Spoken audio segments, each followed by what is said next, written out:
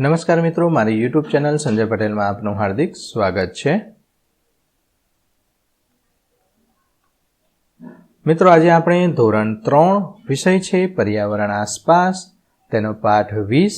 પાઠનું નામ છે કેટલા રે કેટલા। તેની સ્વ અધ્યયન પોથી જે આ વર્ષે નવી આવેલી છે તેને સંપૂર્ણ સોલ્યુશન આજે આપણે આ વિડીયોની અંદર જોવાના છીએ। પરંતુ તે પહેલાં જે મિત્રો અમારી ચેનલમાં નવા છે, જેમણે હજુ સુધી અમારી ચેનલને સબસ્ક્રાઇબ નથી કરી, તે અમારી ચેનલને જરૂર સબસ્ક્રાઇબ કરે, વિડીયો લાઇક કરે, શેર કરે અને બેલ નોટિફિકેશન આઇકોન ઓન કરે, જેથી અમારા દરેક નવા વિડીયોની નોટિફિકેશન તમારા મોબાઈલની સ્ક્રીન પર મળી શકે। મિત્રો, આ દરેક વિડીયોનું PDF સ્વરૂપે સોલ્યુશન મેળવવા તમારા મોબાઈલના પ્લે સ્ટોરમાં વિશ્વગુરુ સર્ચ કરી એપ્લિકેશન ઇન્સ્ટોલ કરી શકશો। તદ્દન ફ્રી એપ્લિકેશન છે, કોઈપણ પ્રકારનો ચાર્જ તમારી પાસેથી લેવામાં આવતો નથી। શરૂઆતની સ્ક્રીન આવી જોવા મળશે, તેમાં સ્વ અધ્યયન પોથી પર ક્લિક કરી ધોરણ પસંદ કરી વિષય પર ક્લિક કરતા વિડીયોના ઓપ્શન પરથી તમે વિડીયો જોઈ શકશો અને PDFના ઓપ્શન પરથી તમે PDF સ્વરૂપે સોલ્યુશન મેળવી શકશો। ખૂબ જ સારી એપ છે, એકવાર જરૂર ડાઉનલોડ કરીને જોજો। ચાલો સોલ્યુશન શરૂ કરીએ। તેમાં પ્રશ્ન પહેલો છે, પ્રશ્નના જવાબ લખો। તમારી મનપસંદ રમતના નામ લખો। અહીંયા હું ઉદાહરણ રૂપ પ્રશ્નનો જવાબ લખેલો છે। તમને જે રમત ગમતી હોય તે તમારે લખવાની છે। તો ક્રિકેટ, ખોખો, કબડ્ડી, લંગડી, ચેસ, સાપસીડી, કેટલા રે કેટલા અને સંતાકુકડી। બીજો પ્રશ્ન છે, જેમની માતા ન હોય તેવી બાળકીઓને શું તકલીફ પડતી હશે? તો જે બાળકીઓને માતા ન હોય તેમને પ્રેમ, સંભાળ અને માર્ગદર્શનની કમી વર્તાય છે। તેમને ઘરના કામો જેવા કે ઘરની વ્યવસ્થા અને રસોઈ બનાવવાની જવાબદારી પણ વધતી હોય છે, એટલે કે તેમને કામ કરવું પડતું હોય છે। ત્રીજું, તમારા કુટુંબમાં વારંવાર ધંધાર્થે લોકોને બહાર જવું પડે તો કઈ કઈ તકલીફો પડે? તો કુટુંબના સભ્યોને ધંધાર્થે વારંવાર બહાર જવું પડતું હોય તો ઘરમાં એકબીજાને સાથ સહકારની ખોટ વર્તાય છે। ઘરના વડીલો અને બાળકોની સાર સંભાળ રાખવામાં મુશ્કેલી પડે છે। તહેવારમાં તેમની ગેરહાજરી વર્તાય છે। પ્રશ્ન 2, આવું કેમ હશે? તો અક્ષય તેના દાદા અને દાદી સાથે રહે છે। તો એવું શું કામ બનતું હશે આવું? તો કેમ કે અક્ષયના માતા પિતા વ્યવસાય અથવા નોકરીના કારણે બીજા શહેરમાં રહેતા હોય, અથવા અક્ષયને દાદા દાદી તરફથી ખૂબ જ પ્રેમ અને સંસ્કાર મળે તે માટે તેને દાદા દાદી સાથે રાખતા હોય। બીજું, શબનમ તેની માસી પાસે રહે છે। તો શબનમના માતા પિતા કોઈ કારણસર તેની સાર સંભાળ રાખવા અસમર્થ હોય, અથવા તેના માસીના ઘરે અભ્યાસની સારી સગવડ હોય માટે ભણવા માટે પણ ત્યાં તેને મૂકી હોય, તેવું પણ બની શકે। જો આવા મિત્રો પ્રશ્નો જ્યારે પૂછાય ત્યારે શક્યતાઓ લખવાની છે। એવું શું કામ બની શકે? કોઈ પણ કારણ હોઈ શકે, એવું જરૂરી નથી કે આ જ કારણો હોય। કોઈ પણ કારણ હોય, એ કારણસર તે ત્યાં રહેતા હોય, બની શકે એવું।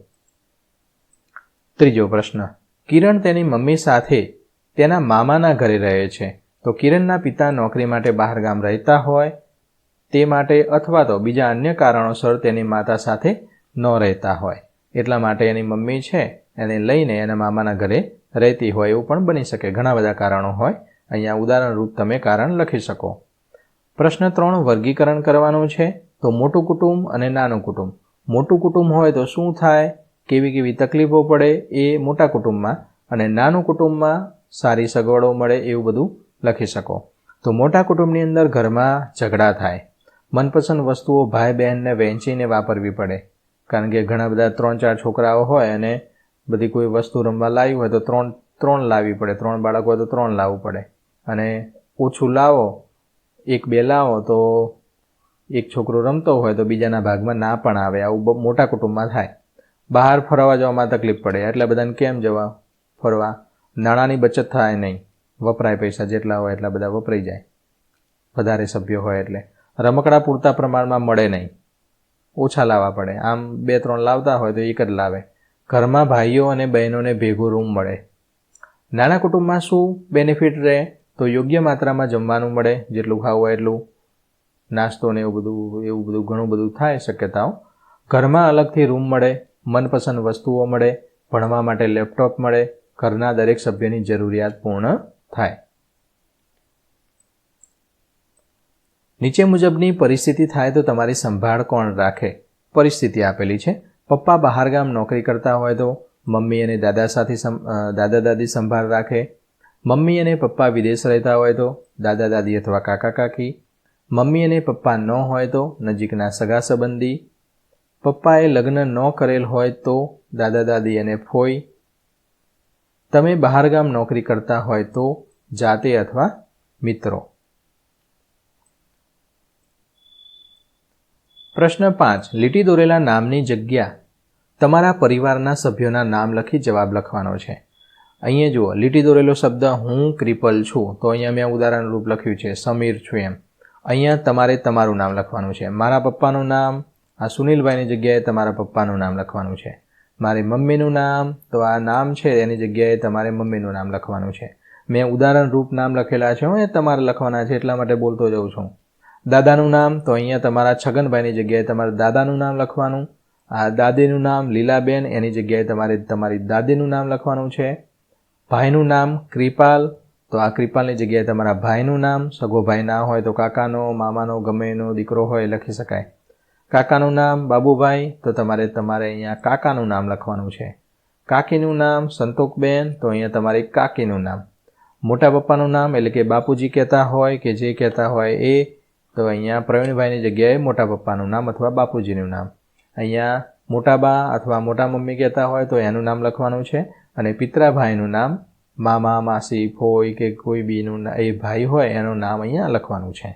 ઓકે, ખાસ ધ્યાન રાખજો, તમારા ફેમિલીનું લખવાનું છે. મેં લખ્યું એવું ના લખી દેતા. પ્રશ્ન 6. ફકરો વાંચી જવાબ લખો. ફકરા ઉપરથી જ્યારે પ્રશ્નોના જવાબ આપવાના હોય ત્યારે 2 થી 3 વખત પ્રશ્નોના જવાબ ફકરો વાંચી લેવાનો છે, ત્યારબાદ પ્રશ્નોના જવાબ આપવાના. પ્રભુદાસના પરિવારમાં કેટલા સભ્યો છે? અહીંયા જેટલા નામ આવે છે, 2 પુત્રો કીધા 2 ગણવાના, એમ કુલ 9 સભ્યો થાય છે. નીમાબેનના પરિવારમાં 4 સભ્યો થાય છે. નીતાબેનના પરિવારમાં 2 સભ્યો થાય છે. જાસ્મીનને સાચવવા આયાની જરૂર કેમ પડી? તો નીતાબેન શિક્ષિકા છે અને શાળાએ ભણાવવા માટે જાય છે, માટે તેને સાચવવા માટે આયાબેનને રાખવા પડ્યા છે. 5. જાસ્મીન બીમાર પડે તો નીતાબેનને શું તકલીફ પડે? તો જાસ્મીન બીમાર પડે ત્યારે નીતાબેનને શાળામાંથી તરત જ ઘરે આવવું પડે સંભાળ રાખવા માટે. 6. શું જોયેલ બીમાર પડે તો તેની માતાને તકલીફ પડે છે? કેમ? તો કે ના, કેમ કે સંયુક્ત કુટુંબમાં રહે છે, માટે તેની સંભાળ રાખવાવાળા ઘણા બધા બીજા સભ્યો હોય છે, તે એની સંભાળ રાખી લે. 7. સંયુક્ત કુટુંબમાં રહેવાના ફાયદા, તો કામની વહેંચણી થઈ જાય, બાળકોને વડીલોના સારા એવા સંસ્કાર મળે. હા, એકલા રહેતા હોય તો સંસ્કાર મળે જ, પણ એ કામમાં વ્યસ્ત હોય એટલે વધારે ટાઈમ બાળકને ના આપી શકે.